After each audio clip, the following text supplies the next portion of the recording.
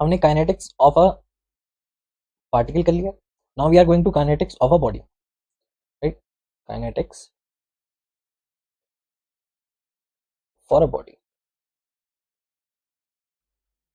For a body, right. तो Newton second law क्या बोलता है? न्यूटन सेकंड लॉ बोलता है if acceleration of the centre of a mass can be represented the acceleration and is equals to 0. In the rectilinear translation motion, जो acceleration है of every particle, वो acceleration किसका भी होगा, वो सेंटर ऑफ मास में आने वाले पार्टिकल का भी सेम एक्सेलरेशन होगा. तो हम इस तरह से इसको रिप्रेजेंट कर सकते हैं. तो उस केस में जो नेट एक्सटर्नल फोर्स है ना, वो भी क्या हो जाएगा, जीरो हो जाएगा. और यहाँ पे लगेगा कौन सा, न्यूटन का first law. Newton first law. और न्यूटन का सेकंड लॉ अगर जब मैं बताऊं तो उसमें क्या हो जाएगा, if acceleration of the particle of center of mass is equals to the acceleration of every particle and which is not equals to 0, तो उस केस में we can apply Newton that is equals to mass into acceleration. हम इस तरह से represent कर सकते हैं इसको, न्यूटन सेकंड लॉ. तो हम इस तरह से न्यूटन का सेकंड लॉ लगा सकते हैं जहां पे acceleration of the centre of mass है, राइट. अगर जो आपको उसको रिप्रेजेंट करना है तो आप ये तो इसमें भी कर सकते हैं और इस वाले में भी कर सकते हैं. जैसे कि F external can be represented in the form of A cm and mass into A, right. जहां पे acceleration of every particle of body क्या है, सेम है, राइट. तो हमने ये सारा रेक्टिलिनियर ट्रांसलेशन मोशन हमने कर लिया. तो अब हम जो करने वाले हैं that is the next example कर लेते हैं कुछ, है ना. फॉर एग्जांपल आपको ज्यादा अंडरस्टैंडिंग होगी उससे. तो मान लो if there is a 2 kg block and 5 kg block. This is a 5 kg block. They are connected with a pulley. They are connected with the pulley with a string.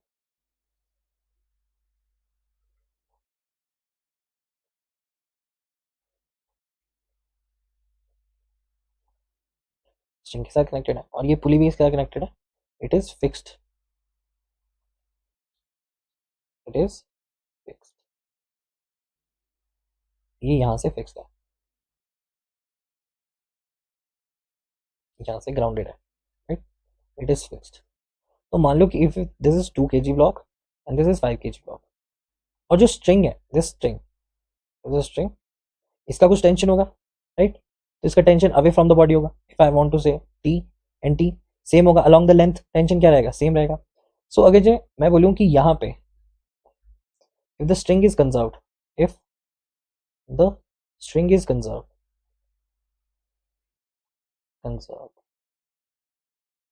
Right. और इस पूरे system को मैं अगर छोड़ दूं तो आपको क्या पता है कि 5 kg का ब्लॉक इस स्ट्रिंग को खींचेगा अपनी तरफ, तो ये डाउनवर्ड डायरेक्शन में जाएगा, ये डाउनवर्ड डायरेक्शन में जाएगा और ये अपवर्ड डायरेक्शन में जाएगा, राइट. इफ और ये जो अगर जो ये मूव कर रहा है अपवर्ड डायरेक्शन में, और मान लो ये जो मूवमेंट है या फिर ये डिस्प्लेसमेंट जो है दैट इज एक्स, तो जो ये होगी इसकी डिस्प्लेसमेंट क्या होगी, एक्स होगी. होगी कि नहीं, क्यों होगी एक्स, क्योंकि स्ट्रिंग जो है वो कंजर्व्ड है. यानी जितनी स्ट्रिंग यहां से ऊपर गई उतनी यहां से नीचे जाएगी. तो एक्स अगर इसका सेम है, the x is same for the both the KGs, both the masses, तो इसकी वेलोसिटी भी सेम हो जाएगी और एक्सेलरेशन भी सेम हो जाएगा. यानी if this is going 1x and this is also going 1x downward, तो इसकी एक्सेलरेशन भी क्या हो जाएगी, a अपवर्ड, और इसकी क्या हो जाएगी, दैट इज a डाउनवर्ड. मान सकते हो ना. देखो ये एक पुली है, इस पुली के साथ कनेक्टेड 2 मास है. मान लो कि ये इसकी इनिशियल कंडीशन नहीं है, इसकी फाइनल कंडीशन मैंने शो की है, और इसकी इनिशियल कंडीशन में यहाँ पे शो कर रहा हूँ, this is a final condition, और मैं इसकी इनिशियल कंडीशन यहाँ पे शो करता हूँ आपको. तो ये एक पुली है, it is connected like this, और यहाँ पे 2 मास है, ये 5 kg का है और ये 2 kg का है. तो जब तुम इसको छोड़ोगे तो तुम्हें क्या पता है, जो 5 kg है उसका वेट ज्यादा है तो वो नीचे की तरफ हो जाएगा, राइट. पर इसका वेट अपवर्ड डायरेक्शन में जाएगा, क्यों, क्योंकि स्ट्रिंग जो है वो कंजर्व्ड है, यानी ये अब बढ़ेगी नहीं, ये जितनी है उतनी ही रहेगी. तो ये डाउनवर्ड डायरेक्शन में जाएगी, जैसे तराजू में होता है. तराजू में क्या होता है, कोई ज्यादा वेट का होता है तो वो डाउनवर्ड डायरेक्शन में होता है, और हल्के वेट वाला थोड़ा सा ऊपर आ जाता है. तो सेम जो है वो यहीं पे कॉन्सेप्ट है. पर आपको ये बात याद रखनी कि यहाँ पे एक्स डिस्प्लेसमेंट हो रहा है तो यहाँ पे भी एक्स ही डिस्प्लेसमेंट डाउनवर्ड होगा. अगर यहाँ पे 2x होता तो इसका डिस्प्लेसमेंट भी डाउनवर्ड डायरेक्शन में 2x ही होता. ये बात इज इंपॉर्टेंट. अगर जिसका x जो है वो सेम है, तो हमने क्या पढ़ा है, रेक्टिलिनियर ट्रांसलेशन मोशन में क्या होता है कि एक्सेलरेशन जो है या वेलोसिटी जो है वो भी सेम हो जाएगा, यानी इसका एक्स सेम है तो वेलोसिटी भी सेम है और एक्सेलरेशन भी सेम। तो इन सब चीजों के लिए मैंने यहाँ पे दिखाया आपको, ये इसका मान लो फाइनल कंडीशन है,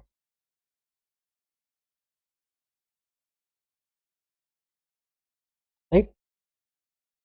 तो हम क्या बोल सकते हैं, वी कैन से, अगर जिसका एफबीडी में बनाऊं, for example this is the 2 kg, कि ये 2 kg का जो मास है इसका मैं एफबीडी बनाऊं तो इसका टेंशन अपवर्ड डायरेक्शन में होगा, दिस इज द टेंशन, और इसका डाउनवर्ड डायरेक्शन में क्या होगा, इसका वेट दैट इज 2g, होगा कि नहीं। ये कौन सा है, that is cos, this is the FBD of 2 kg, 2 kg मास का एफबीडी है, दिस इज द कॉस। तो हमें इफेक्ट भी बनाना पड़ेगा, राइट। इस कॉस की वजह से कुछ ना कुछ इफेक्ट आएगा, और इसका एक्सेलेरेशन क्या है, दैट इज अपवर्ड डायरेक्शन में, which is not equal to zero, which is not equal to zero. तो इस पूरे केस में मैं न्यूटन का कौन सा लॉ लगाऊंगा, फर्स्ट लॉ लगाऊंगा कि सेकंड लॉ लगाऊंगा, तो मैं न्यूटन का सेकंड लॉ लगाऊंगा। और न्यूटन का सेकंड लॉ क्या बोलता है, जिस भी डायरेक्शन में इसका नेट एक्सेलेरेशन क्या हो जाएगा, T minus 2g is equal to mass into the acceleration, और मास यहाँ पे क्या है 2, देख सकते हैं, that is T minus 2g is equal to 2 है। ये इक्वेशन 1 होगी कि नहीं, क्योंकि इस डायरेक्शन में एक्सेलेरेशन है, तो जिस डायरेक्शन में एक्सेलेरेशन होगी या जिस डायरेक्शन में मोशन होगा वहीं को हम क्या लेंगे, पॉजिटिव लेंगे। तो वी कैन से कि नेट एफ एक्सटर्नल फोर्स, और नेट एफ एक्सटर्नल फोर्स आपने कैसे निकाला, टी, और ये ऑपोजिट डायरेक्शन में यानी नेगेटिव, तो minus 2g is equals to mass into the acceleration. यहाँ पे मास क्या है, दैट इज 2g, और एक्सेलरेशन क्या है, वो a है, इन अपवर्ड डायरेक्शन, तो आप इस तरह से रिप्रेजेंट कर सकते हैं। तो ये आपकी क्या होगी, this is the first equation, ये आपकी फर्स्ट इक्वेशन होगी। सिमिलरली 5 kg के लिए भी क्या हो जाएगा, सिमिलर हो जाएगा। अगर मुझे 5 kg के लिए बनाना है तो मैं 5 kg के लिए कैसे बनाऊंगा, this is the 5 kg block, इसका वेट डाउनवर्ड डायरेक्शन में that is 5g, upward direction में क्या है टेंशन, और इसका कॉज अगर जो मैं बनाऊं तो एक्सेलरेशन इसकी क्या है डाउनवर्ड डायरेक्शन में, which is not equal to zero, तो नीचे की डायरेक्शन क्या हो जाएगी पॉजिटिव, तो 5g minus T is equal to 5 into acceleration. तो this is the second equation, हो जाएगी कि नहीं। तो हमारे पास दो अननोन है और दो ही अननोन है और दो ही इक्वेशन है, हमें कौन कौन से, टी एंड ए। तो आप इजीली इसका सॉल्यूशन निकाल लोगे, राइट, इसका सॉल्यूशन भी इजीली निकल जाएगा, 2 इक्वेशन है, 2 अननोन्स है। तो इस तरह से हम न्यूटन्स का लॉ लगा सकते हैं। ये आपकी क्या है, प्रैक्टिस है कि इस तरह से आप न्यूटन के लॉ लगाओ और बाकी इक्वेशन को सॉल्व करो, और टी और ए की वैल्यू आप इजीली निकाल पाओगे, राइट। अब नेक्स्ट जो क्वेश्चन है वो थोड़ा सा इंटरेस्टिंग है, उसमें थोड़ा सा जिसने दिमाग लगाया उसी को पता चलेगा, अदरवाइज मुश्किल है थोड़ा। For example this is a question, मान लो ये सेकंड एग्जाम्पल है, आप लोगों की प्रैक्टिस करा रहा हूँ मैं इससे कि न्यूटन का सेकंड लॉ आप कैसे लगा सकते हो, राइट। और मान लो कि दिस इज अ स्ट्रिंग और इसके साथ एक मूवेबल पुली है, right, it's a movable pulley, ये यहां से, और इसी में रैप्ड है ये string which is connected to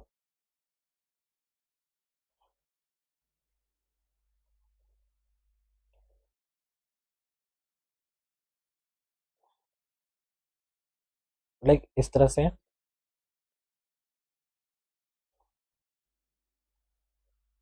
और यहाँ पे भी एक और पुली है, लेकिन ये पुली क्या है, फिक्स्ड है, दिस पुली इज फिक्स्ड। और यहीं पे एक और मास लगाए,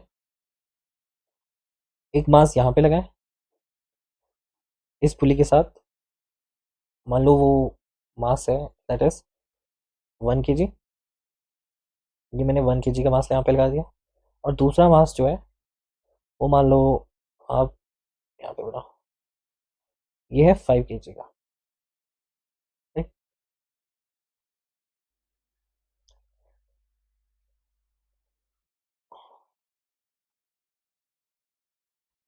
ये कनेक्टेड है इस मूवेबल पुली के साथ इस तरह से, ठीक है। अभी डायग्राम कंप्लीट हो चुका है कि दिस इज अ मूवेबल पुली, और ये क्या है, फिक्स्ड पुली है, फिक्स्ड पुली, ये 1 kg का मास है और this is 5 kg mass, right, और ये यहाँ पे ग्राउंडेड है, राइट। तो दिस इज अ मूवेबल पुली, जैसे ही हम इस पूरे सिस्टम को छोड़ देंगे तो आप क्या समझ सकते हो कि ये किसी एक्सेलरेशन से नीचे जाएगी, राइट। और ये मूवेबल पुली जो है ये क्या करेगी, ये मूव करेगी, ये अपवर्ड डायरेक्शन में मूव करेगी, करेगी कि नहीं। और मान लो कि वो यहाँ पे पहुंच गई, अब ये मूवेबल पुली यहां पहुंच गए, राइट। तो इफ इट इज यहाँ पे पहुंच गई है तो दिस ये क्या डिस्प्लेसमेंट हुई है, ये डिस्प्लेसमेंट हुई है इस पुली की, वो कितनी हुई है, मान लो ये डिस्प्लेसमेंट हुई है एक्स, ये एक्स यहाँ से डिस्प्लेस हुआ है, तो ये जो स्ट्रिंग है, दिस पूरी कनेक्टेड जो स्ट्रिंग है, तो इस पूरी स्ट्रिंग का कितना ज्यादा रोल ओवर होगा नीचे को, एक्स प्लस एक्स होगा कि नहीं, एक्स प्लस एक्स, तो ये कितने एक्स कितने डाउनवर्ड जाएगी, कितने नीचे जाएगी, तो ये जाएगी, ये यहाँ से मूव करेगी, that is 2x, right. String जो है वो कंजर्व्ड है, तो अगर जब मैं इस पूरे सिस्टम को छोड़ दूं तो मुझे क्या पता ये मूवेबल पुली ऊपर जाएगी, जाएगी कि नहीं। और ये जो 1x है और दिस इज अ 1x, यानी ये स्ट्रिंग है 1x एंड 1x, उसी उसी डिस्प्लेसमेंट से ये भी नीचे रोल ओवर हो करेगी, राइट। इसकी जो लेंथ है वो कितनी बढ़ेगी, लेंथ कितनी बढ़ेगी इसकी, दैट इज 2x, बढ़ेगी कि नहीं। तो अगर जो इसकी x है और इसकी 2x है, तो जिसका डिस्प्लेसमेंट x है तो उसका वेलोसिटी भी x हो जाएगा और एक्सेलरेशन भी ये हो जाएगा। फॉर दिस इसकी जो वेलोसिटी है वो भी 2v हो जाएगी और जो इसकी एक्सेलरेशन है वो भी 2a हो जाएगी, राइट। तो ये 2a की एक्सेलरेशन से डाउनवर्ड डायरेक्शन में जाएगा और ये a की डिस्प्लेसमेंट से अपवर्ड डायरेक्शन में जाएगा, ये मैं बोल सकता हूँ। अब मैं अगर एफबीडी बनाऊं तो मैं क्या लिख सकता हूँ, मास 1 kg, सो मास 1 kg, 1 kg अपवर्ड डायरेक्शन में क्या लग रहा है इसके, दैट इज टेंशन, ये कनेक्टेड है टू द पुली, तो इसमें एक टेंशन होगा अवे फ्रॉम द बॉडी और इसका वेट क्या होगा, दैट इज 1g, और इसका कॉज क्या होगा, कॉज होगा in the upward direction and that is a which is not equal to 0। तो इस केस में अगर मुझे इक्वेशन बनानी पड़ी तो क्या हो जाएगा, t minus 1g is equal to acceleration, होगी कि नहीं, क्योंकि मास तो 1 kg है ना इसका, तो this will is the one equation, ये पहली इक्वेशन हो जाएगी। और सिमिलरली अगर मैं 5 kg का बनाऊं, वन इक्वेशन, अगर मैं 5 kg का बनाऊं, मान लो जैसे तो 5 kg FBD, FBD of 5 kg, तो मैं क्या बोलूंगा, अपवर्ड डायरेक्शन में टेंशन है एंड डाउनवर्ड डायरेक्शन में इसका वेट है, that is 5g, this is the cost. और इफेक्ट का अगर डायग्राम बनाऊं तो एफबीडी बनाऊं तो एक्सेलरेशन इसकी डाउनवर्ड डायरेक्शन में, दैट इज 2a, होगी कि नहीं। तो जिस भी डायरेक्शन में हमारी एक्सेलरेशन या फिर मोशन होती है तो उसको हम पॉजिटिव लेते हैं, ऑपोजिट डायरेक्शन में नेगेटिव लेते हैं, तो हम क्या लिख सकते हैं, applying Newton second law NSL, we can say 5g minus t is equal to 2a, इस तरह से हम रिप्रेजेंट कर सकते हैं जैसे इक्वेशन 2, यहाँ पे भी लिख दो applying Newton second law, Newton second law of motion, right. अगर जिसकी एक्सेलरेशन 0 होती तो उस केस में क्या लगाते, न्यूटन का फर्स्ट लॉ लगाते और t is equal to 1g हो जाता, जो हमने पहले किए थे, जैसे क्वेश्चन हमने पहले किए थे। अगर मैं लास्ट में इस मूवेबल पुली का बनाऊं, ध्यान से देखना बच्चों, दिस इज अ मूवेबल पुली, तो इसकी दोनों साइड एक स्ट्रिंग है कि नहीं, इसके दोनों साइड एक स्ट्रिंग है और उस स्ट्रिंग की tension away from the body है, एक डाउनवर्ड डायरेक्शन में टेंशन आ रही है, दैट इज t1, तो हम क्या लिख सकते हैं, देखो अराउंड द लेंथ जो भी है वो टेंशन तो सेम ही रहेगी ना, जो भी इसकी लेंथ है उस लेंथ में इसकी टेंशन सेम रहेगी, क्यों, क्योंकि जितने भी पुली है वो मासलेस होते हैं और जितने भी स्ट्रिंग्स है वो भी मासलेस होते हैं एंड फ्रिक्शनलेस होते हैं। सो ये दोनों केसेस में these pulleys are massless and also frictionless और these strings are also massless and उनका भी कोई फ्रिक्शन नहीं होता है, तो इस वजह से वी कैन राइट, अगर जो मुझे न्यूटन का सेकंड लॉ लगाना पड़े यहाँ पे, न्यूटन का सेकंड लॉ, तो इस केस में इसकी एक्सेलरेशन किस तरफ को हो रही है, इस पुली की एक्सेलरेशन क्या है, अपवर्ड डायरेक्शन में एक्सेलरेशन हो रही है और वो एक्सेलरेशन कितनी है, that is not equal to 0, right. तो अपवर्ड डायरेक्शन में क्या लिख सकता हूँ मैं, t प्लस टी, तो 2t is equals to this will be, sorry t plus T minus t1 is equals to mass into acceleration, लिख सकता हूँ मैं कि नहीं, लेकिन मास तो है ही नहीं, किसी भी पुली का कोई मास ही नहीं है, तो इस केस में क्या हो जाएगा, दिस विल बी 0, तो 2t will be equals to t1। तो इस पूरी इक्वेशन में 3 अननोन्स थे, दैट इज 3 अननोन कौन कौन से थे, first acceleration, tension and t1, तो आप इन सबको फाइंड आउट कर सकते हैं क्योंकि 3 ही इक्वेशन है, तो 3 इक्वेशन से आप इन सबको वैल्यूज को फाइंड आउट कर सकते हैं, जी को आप एज अ 9.81 ट्रीट करो और आपको इसका आंसर मिल जाएगा, राइट। पर देखना आपको इंपॉर्टेंट क्या है यहाँ पे, इस क्वेश्चन में इंपॉर्टेंट क्या है, आपने देखा कि एक पुली है, देखो वो पुली भी मूवेबल है तो वो भी मूव कर सकती है, लेकिन याद क्या रखना है, दैट इज कि अगर जब वो इस डायरेक्शन से एक्स डिस्प्लेस हो रही है तो इस डायरेक्शन से भी एक्स होगी और जो डाउनवर्ड डायरेक्शन होगी वो कितनी हो जाएगी इसकी 2x, राइट, क्योंकि स्ट्रिंग क्या है, कंजर्व्ड है। तो ये क्वेश्चन हमने किया जो कि आपके परचक्के खोल दिए जिसने, राइट, ये आपको थोड़ा दिमाग खुल गया ना आपका इसको देख के कि हाँ भाई इस तरह से भी ये मूव कर सकता है, राइट। नेक्स्ट क्वेश्चन है, नेक्स्ट क्वेश्चन हम लेते हैं जिसमें कि न्यूटन के थर्ड लॉ भी इंपॉर्टेंट हो जाएगा, जिसने न्यूटन का थर्ड लॉ नहीं पढ़ा होगा, रिएक्शंस कैसे बनाते हैं तो उसे भी नहीं पता चलेगा ये कैसे करना है, और मान लो कि there is a two masses, this is mass 1, right, this is mass 1, और जो दूसरा मास है वो इसी के ऊपर है,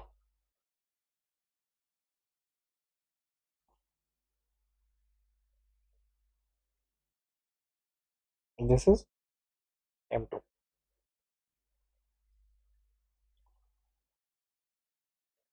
ये एग्जांपल है, राइट, दिस इज M2 और ये हो गया हमारा M1। और ये पूरा सिस्टम क्या है, कनेक्टेड टू अ स्ट्रिंग, पूरा सिस्टम क्या है, कनेक्टेड। ये इस तरह से जैसे कि आप लिफ्ट समझ लो, ठीक है, जैसे लिफ्ट होती है, मान लो दो बॉक्सेस रखे लिफ्ट में, और यहाँ पे हमें क्वेश्चन में दे रखा है कि एक्सेलेरेशन जो हो रही है ना इस पूरी लिफ्ट की, दैट इज g/3, वो हमें गिवन है, इट इज गिवन। और इस पूरी जो लिफ्ट है उसकी जो मास है दैट इज m1, राइट। इस पूरे केस में क्या पता चल गया आपको कि there is the two block M2 and M1, और this is the string attach to this lift, ठीक है। तो अगर जो मैं FBD बनाऊं इसका, FBD ऑफ मास, मान लो मैं इसकी M2 की बनाऊं, ठीक है, ऑफ मास M2, तो मास M2 पे क्या हो जाएगा, this is the mass M2,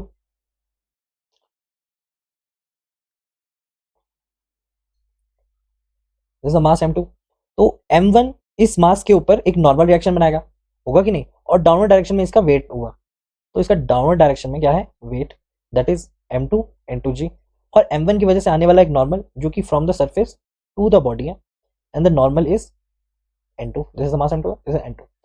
और जो इसकी एक्सेलेरेशन है, क्योंकि ये पूरा जो सिस्टम है वो एक ही एक्सेलेरेशन में है g/3, अगर ये लेफ्ट g/3 से जा रही है तो इसका इंडिविजुअली एक्सेलेरेशन कितना हो जाएगा, g/3, और इसका भी क्या हो जाएगा, g/3, जो भी इसके अंदर होगा उसका g/3 होगा, राइट। तो हम क्या लिख सकते हैं, this is the cause diagram, and effect क्या है, the acceleration in the downward direction that is g/3 which is not equal to 0 acceleration.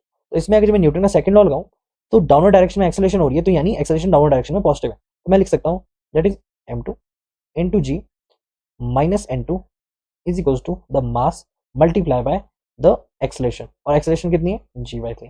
तो इस तरह से हम इसको रिप्रेजेंट कर सकते हैं। और मुझे अगर जो n2 फाइंड आउट करना है तो n2 can be represented like this, m2 यहाँ पे चल जाएगा, यहाँ पे आ जाएगा, that is m2 g minus m2 g/3 which can be represented like n2 is equals to 2/3 m2 into g। तो n2 मुझे मिल गया, नॉर्मल, नॉर्मल हमारे को मिल गया,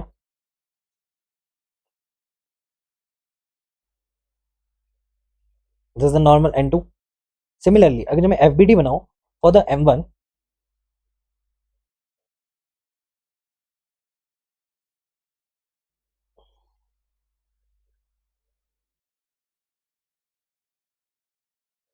अगर जो मैं FBD बनाऊं,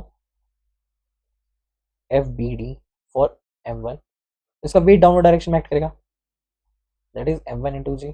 एक नॉर्मल आएगा from the left bottom, right, एक नॉर्मल रिएक्शन आएगा ना फ्रॉम द लेफ्ट, इस लेफ्ट की यहाँ से एक नॉर्मल रिएक्शन आएगा, तो हम यहाँ से क्या बना सकते हैं, एक नॉर्मल रिएक्शन, वो क्या होगा, N1।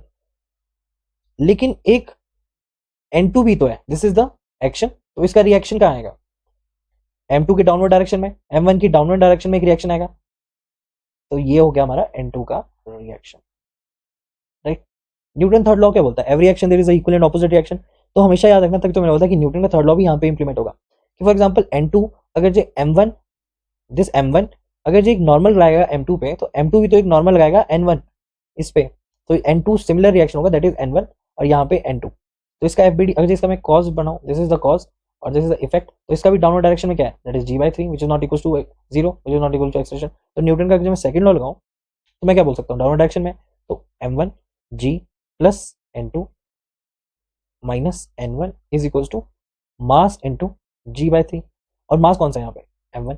अगर मुझे N2 की वैल्यू तो हमें पता है कितनी है, N2 की value that is 2/3 M2g, this is M1g plus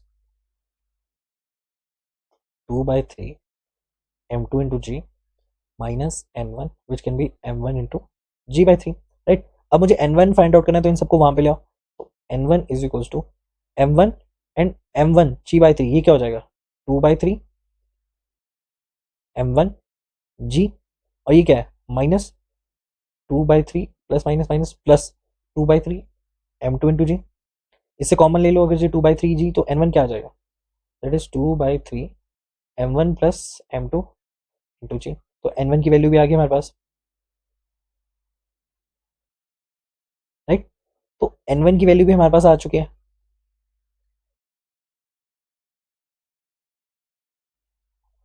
right. तो ये तो हमने इंडिविजुअली, अगर जो एफबीडी हमने एक सिंगल सिंगल मासेस का लिया है, अगर जो हम इकट्ठा ले लें सबको तब भी बहुत ईजी हो जाएगा, तब तो सिंगल शॉट में हमारे पास आंसर आ जाएगा।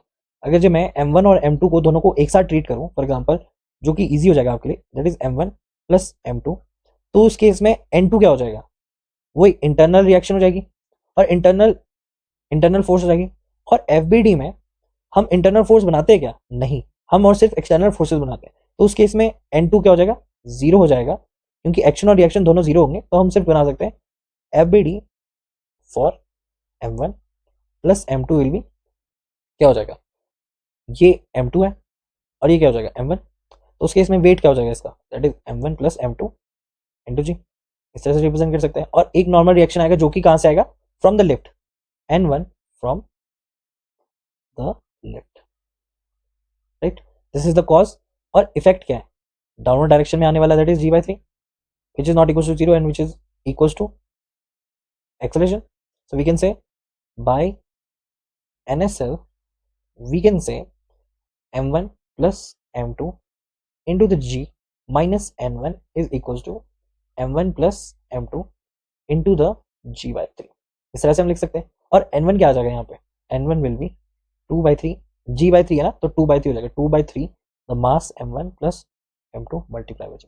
तो एक ही शॉट में हमारे पास क्या आ गया, रिएक्शन n1 आ गया, है कि नहीं। अगर जब हम एफबीडी में दोनों मासेस को एक साथ ट्रीट करें तो हम इनके आंसर एक, तो इनके आंसर हम इजीली निकाल सकते हैं, राइट। n1 हमने इजीली निकाल दिया। अब मान लो कि ये पूरा सिस्टम ही, अगर जो मुझे एफबीडी में लेना, अगर मैं लेफ्ट को एफबीडी में लूँ तो, अगर जो मुझे लेफ्ट का एफबीडी बनाना है तो मैं क्या करूंगा, एक लेफ्ट है और लेफ्ट पे लगा क्या है, एक स्ट्रिंग है बस। अगर जो मैं एफबीडी ऑफ लेफ्ट बनाऊं, एफबीडी ऑफ लेफ्ट, तो उस केस में क्या हो जाएगा, ये हमारी लेफ्ट है, मान लो ये लेफ्ट है हमारी, इस पे क्या लग रहा है m2, एक लग रहा है m1, और इसका खुद का भी तो एक मास है, दैट इज ml।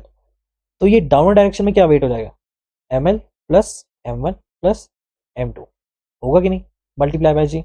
और एक स्ट्रिंग लगी है तो टेंशन का होगा अपवर्ड डायरेक्शन में, this is the cause effect. और यहाँ पे इफेक्ट बनाता हूँ, डाउनवर्ड डायरेक्शन में तो ये भी जा रहा है ना g/3 which is equals to acceleration. So we can say by applying Newton second law of motion, by applying Newton second law of motion we can say downward direction में जितने भी, जो भी हमारे को नेट एक्सटर्नल फोर्स लगाना है ना, हमें बस मोशन की डायरेक्शन देखनी है। तो मोशन मतलब ये कहाँ को मूव कर रहा है, ये मूव कर रहा है डाउनवर्ड डायरेक्शन में। तो डाउनवर्ड डायरेक्शन में जितने भी मोशन है वो पॉजिटिव है, तो और फोर्स भी क्या हो जाएगा उसमें, पॉजिटिव हो जाएंगे। लेकिन ऑपोजिट डायरेक्शन को हम सबको नेगेटिव ट्रीट करेंगे, क्योंकि न्यूटन सेकंड लॉ क्या बोलता है, जो भी एक्सटर्नल फोर्स किसी भी बॉडी या पार्टिकल पे लग रहा है, that will be equal to the change of linear momentum, जो कि हमने इस तरह से रिप्रेजेंट किया था, मास इनटू एक्सेलरेशन। तो हम क्या लिख सकते हैं, जितनी भी एक्सटर्नल फोर्सेज है, तो कौन सी एक्सटर्नल फोर्सेज है, इसका वेट एक फोर्स है, एक टेंशन एक फोर्स है। So we can say ml plus m1 plus m2 multiply by g, और माइनस में क्या है, दैट इज टेंशन, और इज इक्वल्स टू मास, इसका मास क्या है m1 m2 multiply by the acceleration is g/3। तो टेंशन उस केस में क्या हो जाएगा, tension will be that is 2/3 plus 2/3 ml plus m1 plus m2 into g, right. तो अगर जब मैं free body diagram of a lift बनाऊं तो उसका जो टेंशन है उसकी वैल्यू मुझे पता लगी,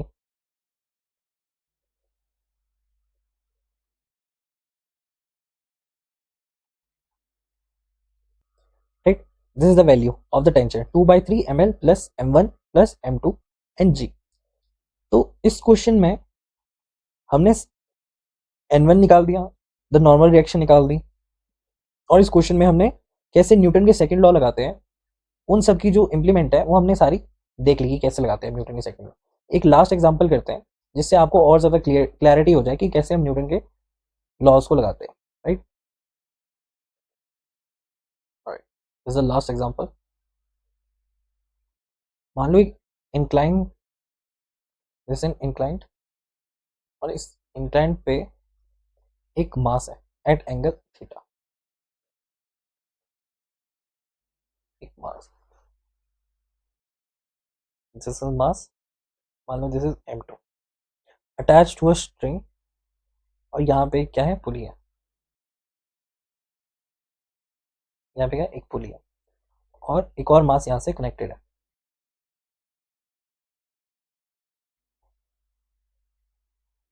this mass is connected to this, और यहाँ पे एक मास है, that is m1, right, m1 है। So this is the angle theta.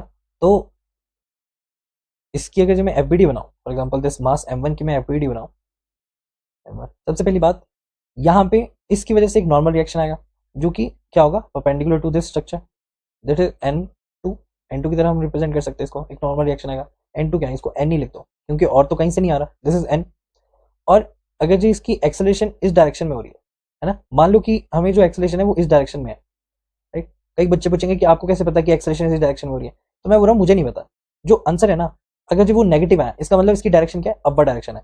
अगर जो वो पॉजिटिव आया तो इसका मतलब जो भी मैंने लिया है वो बिल्कुल करेक्ट है, राइट। तो ये मुझे नहीं पता कि इसकी कौन सी डायरेक्शन है, बट स्टिल एक अजम्पशन है कि जो इसकी एक्सेलरेशन डाउनवर्ड डायरेक्शन में हो रही है, राइट। मान लो कि यहाँ पे किसी ने दे दिया कि दिस इज द 5 kg और ये 2 kg है, तो मैं तो समझ जाऊंगा ना कि इसकी 5 kg डाउनवर्ड डायरेक्शन में ही एक्सेलरेशन होगी, राइट। अगर इसकी एक्सेलरेशन ए इस डायरेक्शन में है तो इसकी एक्सेलरेशन भी इस डायरेक्शन में ए होगी। जैसे मैंने बोला कि if this pulley is connected to something, for example like this mass and this other mass, अगर ये डाउनवर्ड डायरेक्शन में एक्स हो रहा है तो अपवर्ड डायरेक्शन में भी एक्स ही होगा, this will B same. But अगर जो इसकी स्ट्रिंग डबल रैप्ड है तो उस केस में अगर जो ये एक्स हो रहा है, this is x plus x will be, यहाँ पे कितना आ जाएगा, 2x will be displacement for the x and this is the 2x। तो सिमिलर केस है, यहाँ पे भी 2 kg और यहाँ पे भी, मान लो दिस इज m1, ठीक है, दिस इज 5 kg। तो अगर मैं एफबीडी बनाऊं फॉर द m1, तो एक टेंशन है जो अपवर्ड डायरेक्शन में उसको खींच रही है, दैट इज टी, एक डाउनवर्ड डायरेक्शन में उसको खींच रही है, दैट इज 5 kg का उसका वेट, और जो कॉज है, this is the cause and this is the effect. Effect में क्या बनाऊंगा मैं, इसकी एक्सेलरेशन क्या हो रही है, डाउनवर्ड डायरेक्शन में हो रही है। तो by applying the Newton second law of motion, by Newton second law of motion, I can say 5g minus t is equal to acceleration. This is the first equation जो मैं यहाँ पे लगा रहा हूँ। m2 की अगर जो मैं बात करूँ तो this m2 can be resolve into two components. एक, अगर ये थीटा है तो दिस इज ऑल्सो थीटा, जो कि मैंने बताया था, राइट। ये क्या हो जाएगा 90 एंड ये क्या हो जाएगा 90 माइनस थीटा, और दिस विल बी थीटा, तो ये एंगल भी थीटा हो गया। तो mg का ये वाला कंपोनेंट क्या हो जाएगा, mg cos थीटा। सो अगर जो मैं fbd बनाऊं,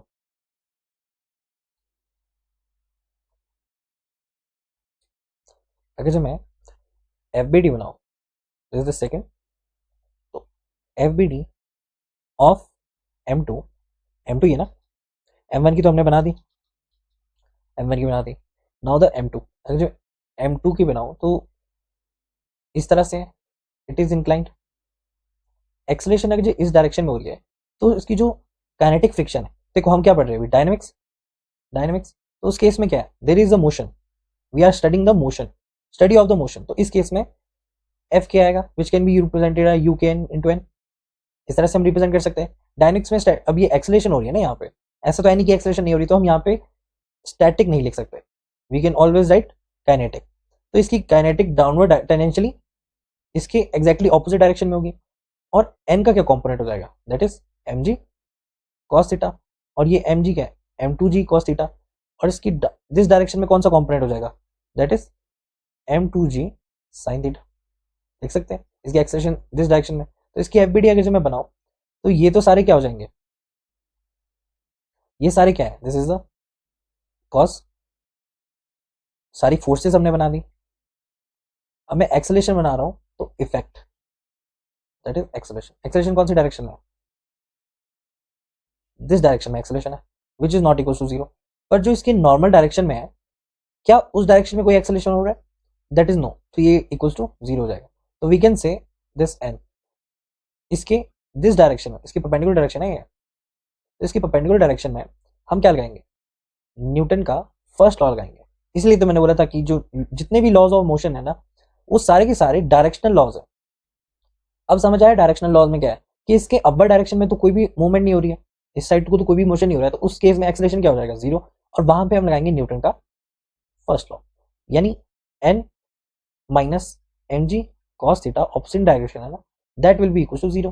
क्यों, क्योंकि F external force acting on a body is zero when the acceleration is zero. इस तरह से यूज करते हैं ना, when the acceleration is zero, तभी तो मैं बोला था कि आप इसी तरह से यूज करोगे इसको, कि when the acceleration is being zero, तो वहां पे हम न्यूटन का कौन सा लॉ लगा रहे हैं, फर्स्ट लॉ लगा रहे हैं, तो उस केस में जो एफ एक्सटर्नल फोर्स है that will be equal to zero. तो एन की वैल्यू क्या आ जाएगी, N will be M if this is m2 तो this is m2g cos theta, right.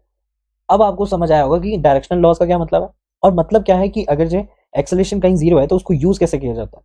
सो हम इसी की बात कर रहा था, पहले जो मैं बात कर रहा था वो मैं इसी चीज की बात कर रहा था। अब यहाँ पे एक्सेलेरेशन इस साइड की है एंड यहाँ पे दो फोर्सेज है, first the acceleration in opposite direction, तो kinetic and this, okay. So we can say कि by applying Newton second law of motion, by Newton second law of motion we can say, alright, यहाँ पे एक tension भी है कि नहीं, it is connected with a pulley, तो यहाँ पे क्या है, टेंशन होगी क्योंकि स्ट्रिंग के साथ कनेक्टेड है ना, तो टेंशन इस डायरेक्शन में है। सो हम बोल सकते हैं जिस डायरेक्शन में एक्सेलेरेशन है वो डायरेक्शन पॉजिटिव हो जाएगी, तो T will be the positive, बाकी सारे कितने हो जाएंगे नेगेटिव। तो mu k into N minus M two into g, इस डायरेक्शन में कौन सा था, साइन, तो sine theta is equal to M two into the acceleration. तो यहाँ पे क्या हो जाएगा, T is equal to mu k, N की वैल्यू क्या थी, M two ji cos theta, M two ji cos theta minus M two G sine theta is equal to M two A, this will be the second equation. अब आपके पास दो equation है और दो ही unknown है। दो अननोन कौन से, एक तो टेंशन टी हो गया एंड एक्सेलरेशन। आप इससे क्या निकाल सकते हैं, सॉल्यूशन निकाल सकते हैं।